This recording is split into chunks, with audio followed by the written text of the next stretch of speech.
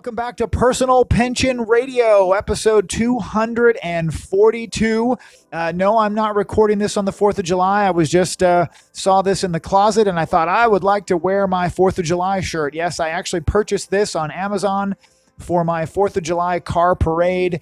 And those of you listening to this podcast, you can catch the shirt totally fancy on YouTube when the episode goes live on YouTube. That takes a little while before it gets out on Facebook and YouTube and all that.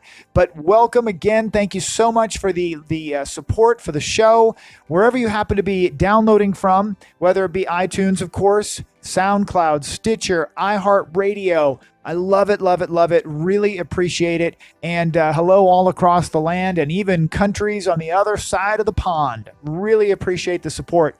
My mission as the income engineer is to bring to you conversations that get you thinking. No, we cannot go through and solve complex financial situations and retirement equations. We can't do that on a podcast because you really need to build a relationship with a, hopefully, certified financial planner. Whether it's me, yes, I would love to be that person. I've already said that many times. Send me an email, craig@craigstrom.com, and or meet with a certified financial planner in your area. There are lots of men and women out there in the country in all different corners of the U.S. who are certified financial planners, and they're ready to help. The part that I want to jump to today is actually about financial planners and how financial planners get paid. That's a big one. But before I can dive into that, which will be a sort of a short episode today, I want to try and make some more bite-sized pieces of the podcast. And this is one of those efforts, as well as episode 241. I want to just jump right in with this. Disclosure. I know you were hoping that I would go to another mistake that Craig, the income engineer, has made. And yes, I am going to share another mistake that I have made in life, the financial side of the world, to say that, yes, it happens to everybody. And I hope it doesn't happen to you because you've had a chance to be warned about it. But I do need to give you my disclosure every time. I am not an attorney, although I am a paralegal at an awesome law firm. If you need any estate planning help, I can facilitate that through my relationship with my attorney and my law firm. Awesome. I am not a certified public accountant, not a CPA. I am a CFP and a chartered financial consultant. So a certified financial planner professional and a chartered financial consultant and an investment advisor representative, yada, yada, yada. All that doesn't matter when you're listening to a podcast. Please don't act on anything that you hear on my show as if you're hearing advice for you specifically. You've got to meet with a qualified, certified, hopefully, financial planner. Please, oh please, don't work off the advice of a financial entertainer that you heard on a podcast or a radio show. That is not what you should be doing. You should be meeting with someone to get to know your specific situation first. Now, watch your step, watch your step, watch your step. A continuation in my series of personal mistakes. And I need to make sure that you know the mistakes that I've made, and I've picked out a few, and I will continue to add them to the list. I've gotten some great feedback on this. Thank you to those listeners who have sent in some emails to say thank you for the information. For example, on car leasing. 2 episodes ago, I talked about car leasing, which is fraught with pitfalls and mistakes. If you don't understand how to lease a vehicle, be careful, be careful, be careful. Now, in this episode, last one, I talked about my daughter's Apple Watch. My Apple Watch, which then became my daughter's Apple Watch after she broke it. So go back and listen to that if you'd like. But this time I actually do want to share with you something from the car world. The car buying and selling. Those of you who listen to the show and you know me, I am a car nut. I'm a certified car nut. You heard me say that I wore this shirt at my car show. Yes, I run a car show. Yes, I have a car dealership license because I'm a nut for cars. I like to buy and sell cars, and fortunately, I've been getting better at buying them and actually making money on them, which is a nice way to go. But I actually had an issue as it relates to buying a car and being smart with the aftermarket on cars. What I mean by that is the aftermarket on cars. You have to be careful that let's just say this, original equipment manufacturing. Let's start with the basics. If you buy a used car, you might have this issue. If you buy a new car, everything on that car is OEM, original equipment manufacturer. That means the car came from the factory with all the different bits and bobs. Those are things that the company put on that car. Aftermarket is usually where you're going to find that in a used car. So beware of the aftermarket upgrades. Now, those of you in podcast land, you can't see me doing quotes. The aftermarket upgrades, because that's the way a lot of people think that that it's an upgrade. And ooh, look at this! You can buy my Subaru, or in my case, a Porsche or a Corvette or a BMW, and it has these aftermarket upgrades. Well, nah, you got to be really careful with that. So, personal mistake on my part. Personal mistake. I have purchased and sold, I think, 9 Porsches now, and multiple other cars through my car dealership, but 9 Porsches.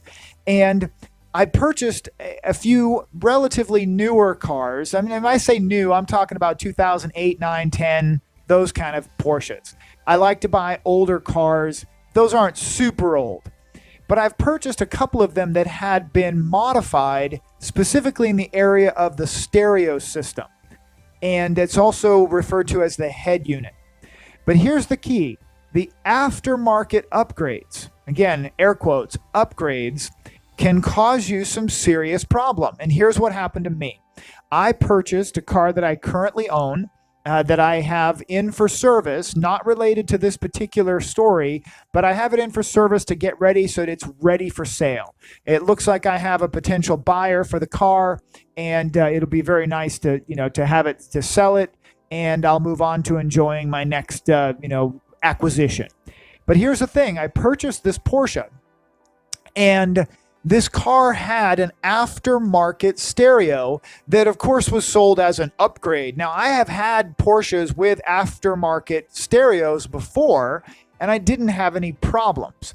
Well, in this particular model year was the newest Porsche I had ever purchased. And I mean a 2014 Porsche had an aftermarket stereo in the car.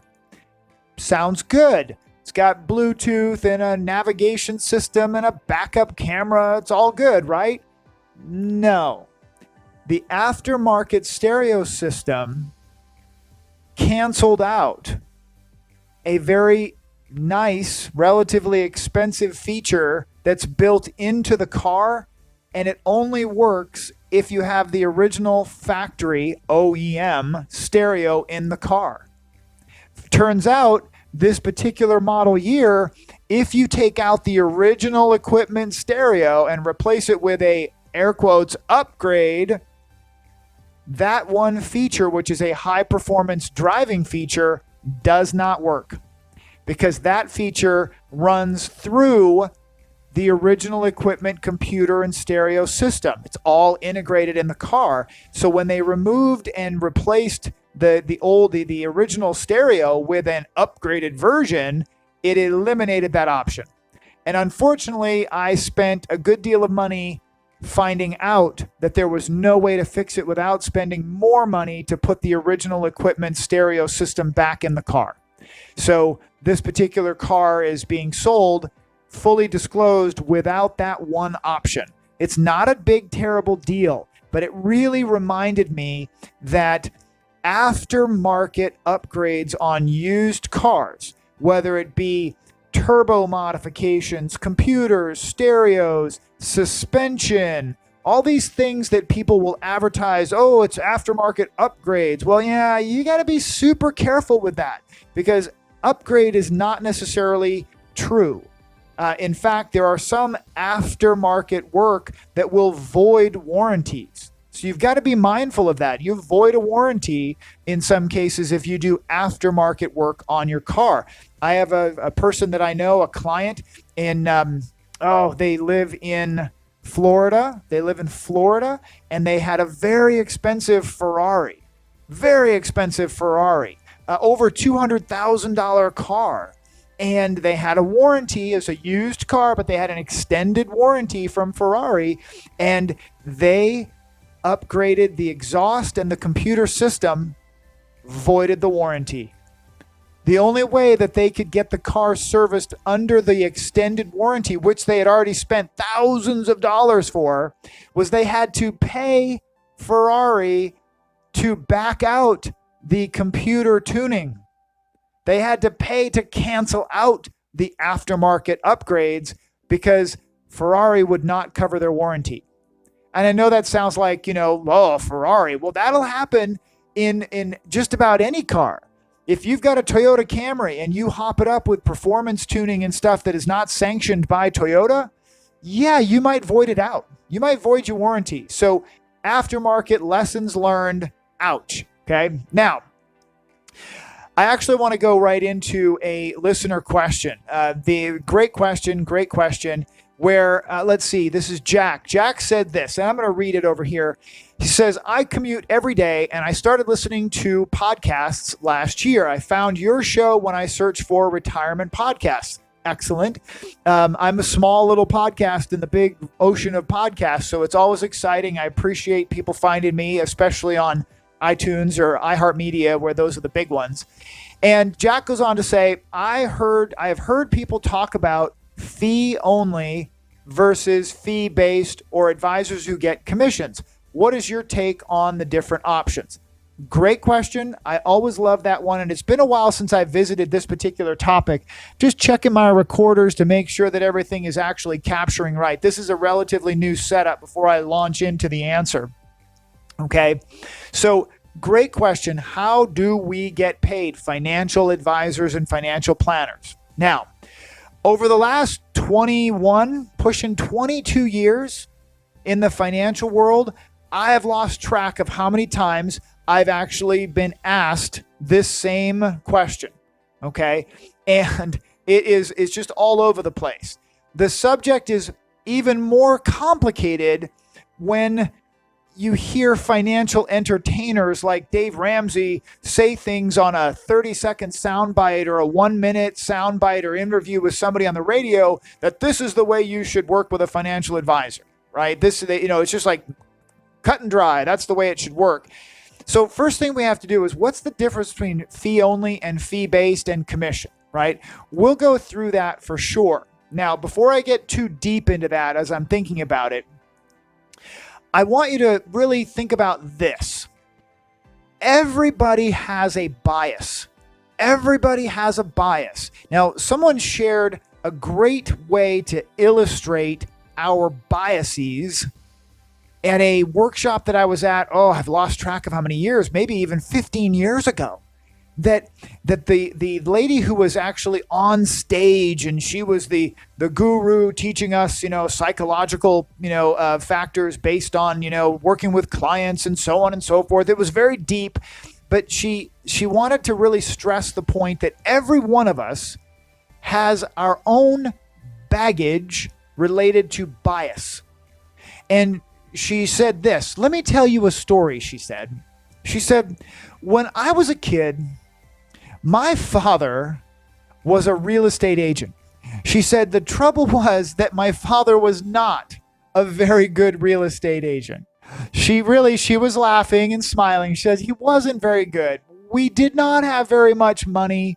Our vacations, when we got a chance to go on vacation, she said our vacations were the back of the family station wagon with no air conditioning on road trips. Now, we had a great childhood. We went all over the Midwest in that station wagon, and it was great, right? She said, being the second youngest in the family, she said my clothes were third and fourth hand-me-downs. She said, don't get me wrong, she had a great childhood. She enjoyed her life. But do you think I have a bias against real estate and real estate agents? Looking back, she kind of grew up somewhat slightly poor, struggling with her dad as a struggling real estate person, right?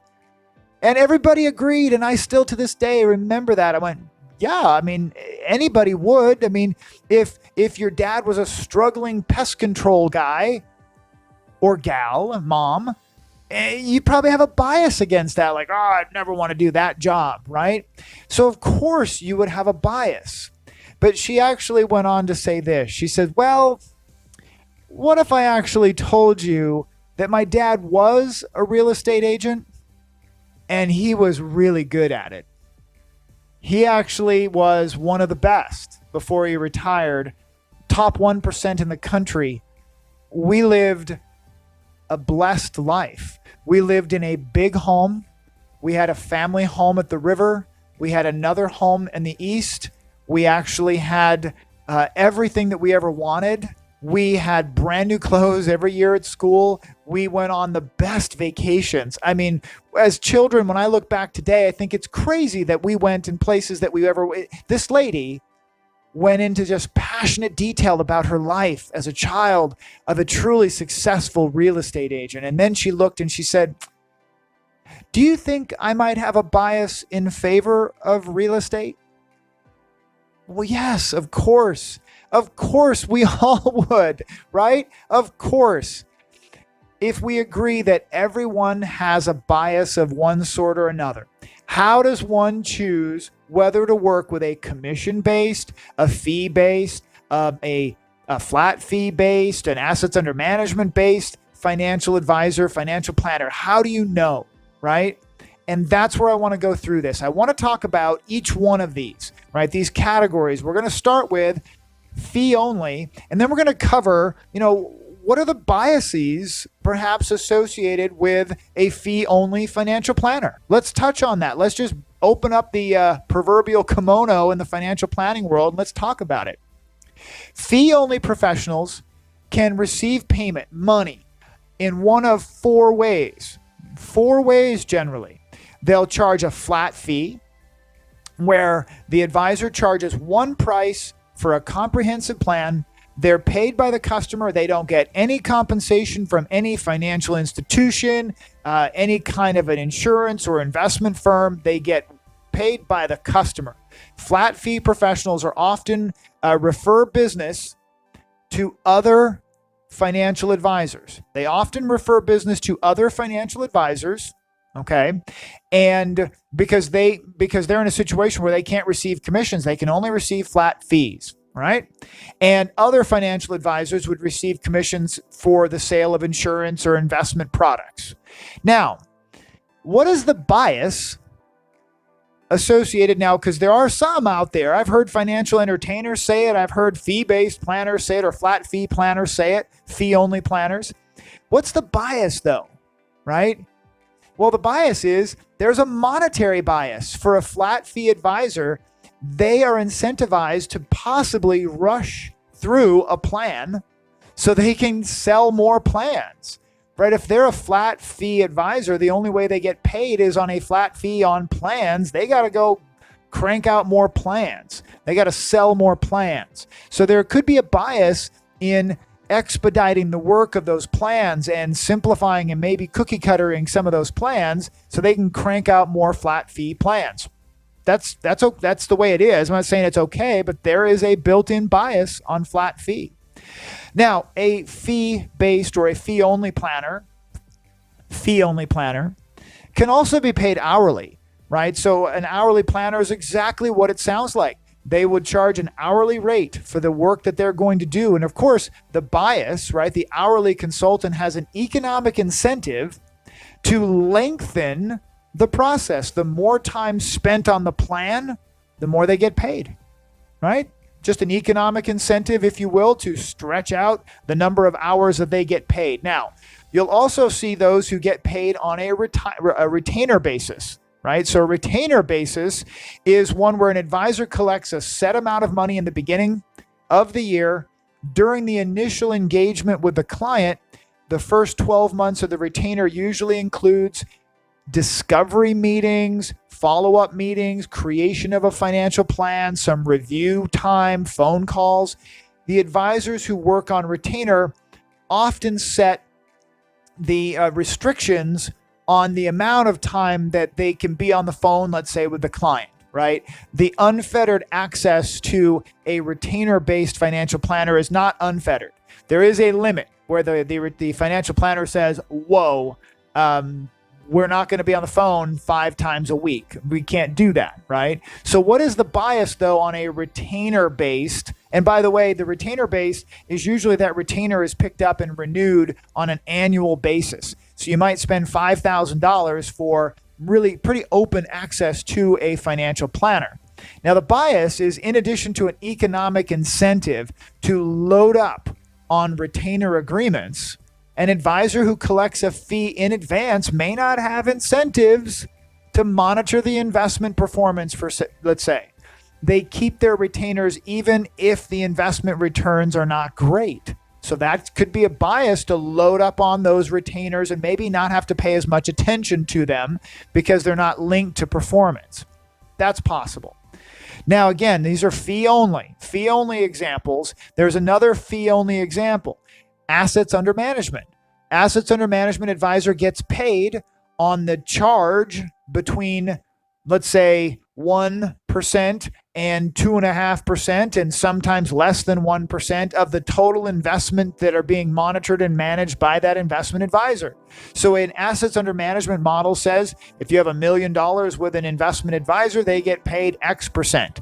Whatever that percent might be, they get paid a percent, right? If you have $500,000 in an IRA and they're charging a certain percentage, they keep that certain percent right off the top as the assets under management fee.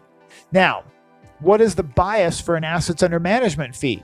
Well, an assets under management fee, the advisor gets paid based on the value of the investments. The average, that bias is pretty clear, right? The bias is clear. More assets under management, right? The assets under management professional has a monetary incentive to move more assets into the assets under management portfolio. That's the bias. Get more assets under management, accumulation, if you will, right? Higher potential payday. Now, if you go on to another form of compensation that you'll see out there. So we have that fee model. We just went through those. The fee model is going to include your fee only. We got retainer-based, hourly-based, assets under management, okay? Then you get into the commission-based model. Commission model. Professionals who work on commission, they receive compensation from the sale of products, insurance or investments, the real estate, pharmaceutical, software reps, car dealers, insurance agents, investment advisors, of course, even dentists. Dentists work on commission. Yes, dental assistants work on commissions as well. That's right. They're often paid on a commission based on a percentage of the revenue they bring in to the dental practice. A lot of folks don't know that in the medical field, dental for sure, that you'll have professionals who work at the company get paid a commission based on what they bring in. Now, a quick side note, I often smirk when I talk about this section, right? Commissions, because you hear financial entertainers say that you should never work with anybody who gets paid just a commission on selling products, right? Strange how it's okay to work with a mortgage professional who gets paid a mortgage commission, huh? Or even lawyers get paid essentially commissions depending on the time they work. I mean, it's all basically commissions of some form or another. Real estate agents get paid commissions, right? Your car insurance person gets paid a commission. Life insurance gets paid a commission. And yet you should never work with a financial advisor who gets paid a commission. Well, if you work with somebody who gets paid assets under management, doesn't that basically mean they're getting paid a commission? It's a percentage of something. They get paid a commission. It's all one thing or another. They call it something else, but it's basically commissions, compensation in some form, right? So now, think about this. Consider the pay structure of a property casualty insurance agent. So somebody at Farmers Insurance or Liberty Mutual or State Farm or something like that, right? They sell a home and car insurance and liability package. The car insurance agent is paid by the company for providing the insurance, not by the customer. It's built in. They get paid a commission based on the product that they sold you to cover your home. The same applies when you buy life insurance. You buy life insurance from your kitchen table, on the internet, wherever it is, it's all the same. Somebody gets paid a commission. A lot of folks think just because they called such and such company, insureme.com, that somehow it's different. Well, no, actually, you're working with a firm that gets paid a commission from a life insurance or a disability insurance company. That's how it works, right? So what is the bias of a commission-based advisor? Well, the bias for a commission-based advisor can be easily pointed out. They might be skewed in favor of things that pay a higher commission, right? That makes sense. I mean, if you think about it, the advisor who lives by the word, the phrase, what's in it for me, right? Rather than taking care of the customer first, what's in it for them? That's where the bias of a commission-based advisor can go against the consumer, right? You have to keep that in mind. The customer needs to be put first, and then the commissions will follow. I always looked at it like this, that as long as I take care of my client's wallet, my wallet will be fine. Simple golden rule 101. Now, I'm going to finish with this one. Now, this is one, the hybrid, if you will, that brings these worlds together, because I will fully disclose that I am a fee-based advisor. I do not believe that a fee only or an assets under management only or a commission only model is the right way to be. That if a financial planner is going to truly be comprehensive in nature, why would you want to work with someone that is just pigeonholed into one way of compensation when that may not be the best way to work with that advisor? So a fee-based advisor incorporates a blend of fee-only and commission-based revenue models. They can earn financial planning fees. They can also make commissions on some products. They can also make assets under management fees. They can get paid hourly, right? A fee-based model allows the financial planner and the client to work together in the way that best suits the client. Simple. The bias, although this model appears to be balanced, the potential bias is still in the mix, right? When you look at the commission-based compensation, it's usually higher than the fee-only based compensation, right? So everybody has a bias, but think about that. If there's a blend, which I am, fully disclosed, I am a fee-based advisor. It appears like that would be a really good, nice, balanced way to go. But if you look at the bias, the commission-based compensation is often just simply greater than the fee-based side. Once again, and the advisor who is not thinking of the client first could be more inclined to focus on the commission side of the plan. Simple. You got to keep that in mind. Everyone has a bias of one kind or another. Financial professionals, whether fee only, commission, fee-based, no different. That begs the question, how in the world do you, the consumer, the client, how do you decide? How do you decide who to work with? This is my advice for years. Find the advisor who has the one bias you truly want. You really want to find the bias in favor of the customer, the client first. Make sure that your financial advisor's core objectives put your needs first, and they explain and fully disclose how they get paid and where they get paid. That's the bias that you're looking for. Now, that's going to wrap it up for this episode. Went through a ton there real quick. Thank you so much, Jack, for the question. And I appreciate all of the great feedback. If you haven't subscribed or you know someone who might enjoy the show, please share it with them. Open up your iPhone or your Android phone and shoot them a connection right to personalpensionradio.com. And if you haven't left a review on iTunes or on SoundCloud or wherever you're listening to this, please leave a 5-star review. If you want to leave a 3-star or a 2-star, send me an email. Tell me why. Please don't waste your time on a 2-star review. I hope everybody is having a fantastic time. This is recorded in July, and 2020 has been a crazy, crazy year. I can't believe we're already at the end of July. Take care. Talk to you soon.